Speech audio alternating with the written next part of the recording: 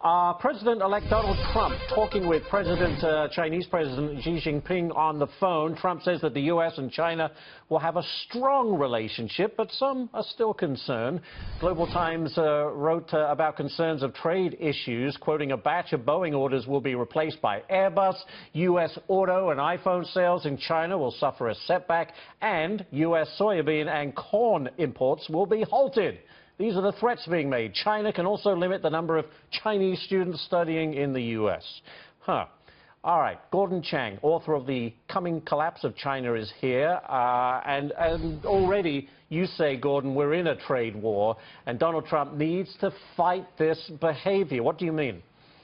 Well, China, especially under Xi Jinping, has been trying to close off the Chinese market, reserving it for large state enterprises and some favored private companies. But they're all going to be domestic. And so, therefore, we've seen a number of actions, such as very discriminatory anti-monopoly investigations against foreign companies. At the same time, China is combining state enterprises into even formal monopolies.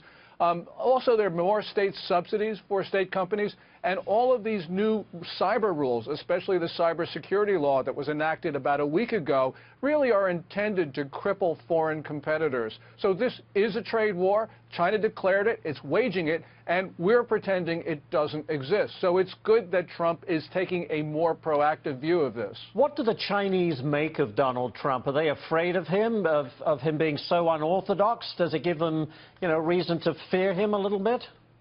Well, in the trade area, they certainly do fear him, and I think that they're going to try to defang him quickly before he can do real damage to the Chinese economy, which already is in trouble. We see both imports and exports falling. It's not growing at the 6.7% rate that they've improbably claimed for the last 3 quarters. It's probably half that, and it's incurring a lot of debt. So China's very fragile right now, and they don't want Trump to do anything which would trigger a loss or further loss of confidence. Remember, last year there was $1 trillion of net capital outflow, according to one estimate. No country can withstand that, certainly not China. Gordon, bottom line, though, you could argue that we need China and China needs us, right? So something has to be worked out.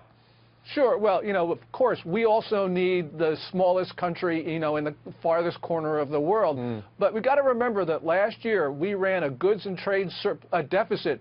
China ran a goods and trade surplus against the U.S. of $334.1 billion, which means we have 334.1 billion reasons why we don't have to be afraid of them, because in trade wars, trade deficit countries always do better.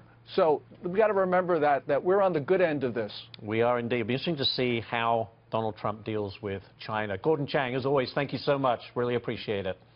Thanks, Ash.